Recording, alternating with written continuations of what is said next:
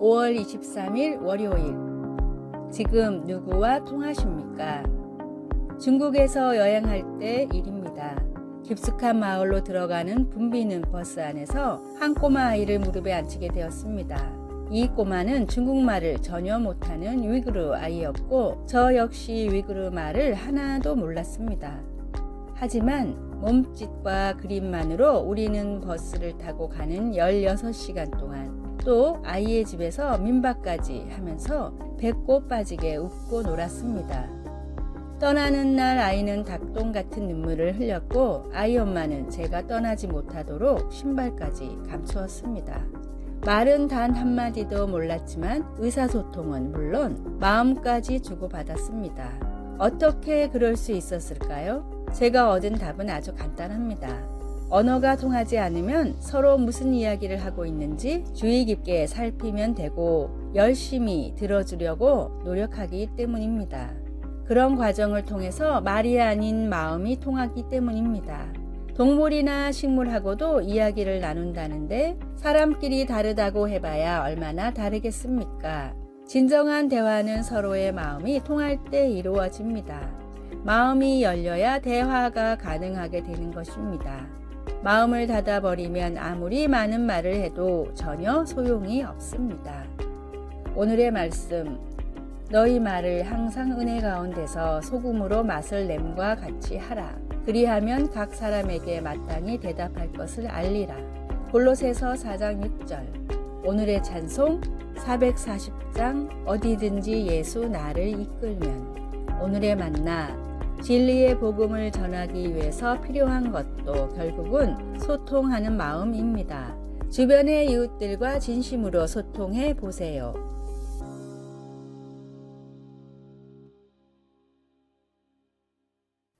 (5월 24일) 화요일.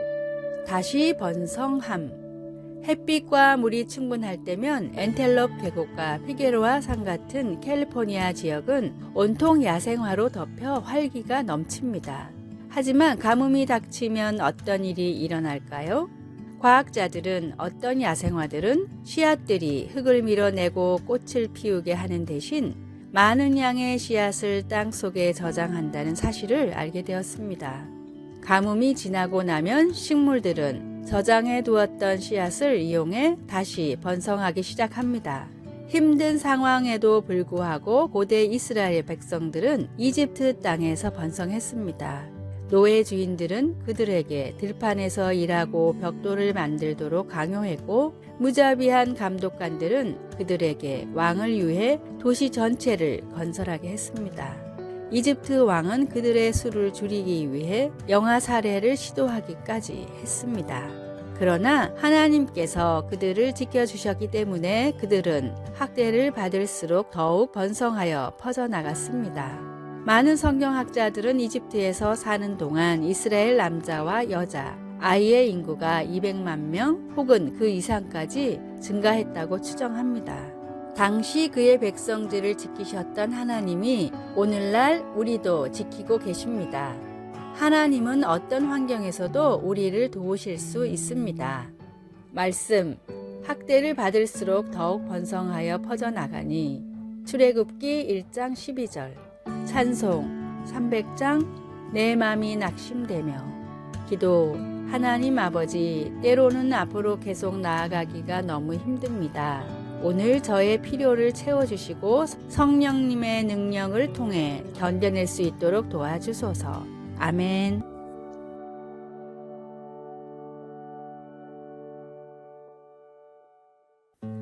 (5월 25일) 수요일. 여전히 그대로인 것.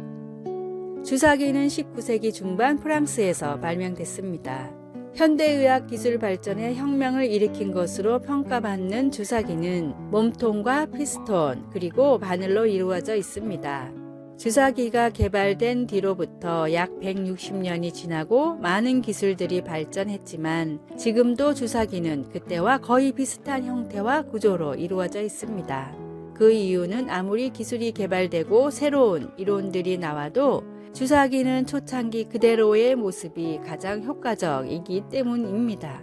스피커 역시 마찬가지입니다. 과학기술은 눈부시게 발전하고 있고 스피커에서 사용되는 부품들도 계속해서 달라지지만 소리의 음역대를 나눠서 출력하는 방식만큼은 아직도 몇백 년 전의 방식인 투웨이 혹은 쓰리웨이 방식입니다. 음의 영역을 4개, 5개로 나눌 수도 있지만 몇 배의 돈을 들여 그렇게 한다 해도 기존의 방식과 큰 차이가 나지 않기 때문에 지금도 아무리 비싼 스피커라 하더라도 이 방식을 벗어나는 것들은 사실상 없습니다. 이 역시도 수백 년의 역사 동안 이 방식이 가장 효율적이라는 것이 증명됐기 때문입니다. 세상이 달라지고 시대가 변해도 여전히 그대로인 것들이 있습니다. 시대를 초월한 진리는 변해서도 안 되며 바꾸려고 해서도 안 됩니다. 예수님의 십자가로 완성된 복음이 바로 모든 인간들이 믿어야 할 망고불변의 진리임을 항상 기억하십시오. 오늘의 말씀, 예수 그리스도는 어제나 오늘이나 영원토록 동일하시니라. 히브리서 13장 8절. 오늘의 찬송 434장 귀하신 친구 내게 계시니. 오늘의 만나 어떤 시대에도 진리의 말씀을 향한 믿음만큼은 지켜나가게 하소서. 인류의 죄에는 복음이 유일한 정답임을 믿고 또 전합시다.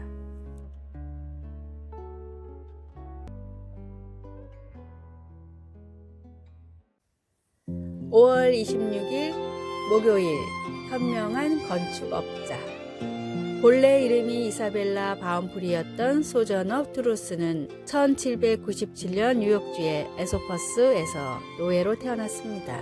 그녀의 자녀들도 대부분 노예로 팔려갔지만 1826년 자유를 위해 딸 하나를 데리고 탈출하여 그녀의 자유를 위해 돈을 지불한 어느 가정에서 자유인으로 살았습니다. 그녀는 부당한 제도의 가족이 뿔뿔이 흩어지는 것을 그냥 보고만 있지 않고 법적인 조치를 취해 그의 어린 아들 피터를 찾아왔는데 이는 그 당시의 흑인 여성으로서는 놀랄 만한 성과였습니다. 그녀는 하나님의 도움 없이는 자녀를 키울 수 없다는 사실을 깨닫고 그리스도를 믿는 신자가 되었고 후에 하나님의 진리의 기초 위에 자신의 삶이 세워졌다는 것을 보여주기 위해 이름을 소저너 투루스로 바꿨습니다. 잠언 14장을 기록한 솔로몬 왕은 지혜로운 여인은 자기 집을 세우되 이와 반대로 미련한 여인은 자기 손으로 그것을 허느니라 라고 말합니다. 하나님이 주신 지혜 덕분에 소저너에게는 격동의 시기에도 안전한 피난처가 있었습니다. 우리에게는 불의로부터 자녀를 구해야 할 일이 전혀 없을지도 모르지만 우리도 소저너가 사용한 것과 같은 기초 위에 곧 하나님의 지혜 위에 우리의 집을 지을 수 있습니다. 말씀, 지혜로운 여인은 자기 집을 세우되 미련한 여인은 자기 손으로 그것을 허느니라. 잠언 14장 1절. 찬송 204장 주의 말씀 듣고서. 기도. 하나님 아버지, 아버지의 영광을 나타낼 영원한 유산을 남기기 위해 아버지의 지혜를 저희에게 내려주소서. 아멘.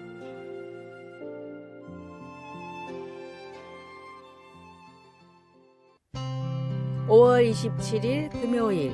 마음의 모양이 있다면. 인디언들이 남긴 상형 문자 중에는 사람의 가슴 부분에 동그라미와 네모가 그려진 것들이 있습니다. 이 도형들은 사람들의 마음을 나타낸 것인데 하나같이 어린아이들의 마음은 네모로 어른들은 동그라미로 그려져 있습니다. 인디언들은 이 이유를 이렇게 설명합니다. 어린아이들은 작은 잘못을 저질러도 금방 뉘우칩니다. 양심의 가책을 받아 거짓말을 잘 못하고 금방 드러나기 때문입니다. 인디언들은 그 이유를 아이들의 마음은 네모로 되어 있어서 잘못을 하면 모서리에 찔려 참을 수가 없어서라고 생각했습니다.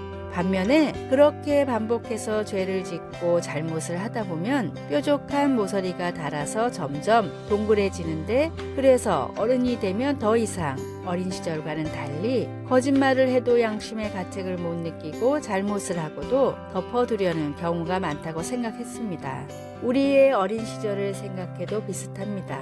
작은 실수 하나에 금방 울며 죄를 뉘우치고 거짓말도 잘하지 못해 가슴이 콩닥거리던 때가 있었지만 이제는 잘못을 저지르고도 정당화를 시키거나 오히려 남을 비난할 때도 많습니다. 지금 내 마음의 모양이 보인다면 어떤 모양일까요?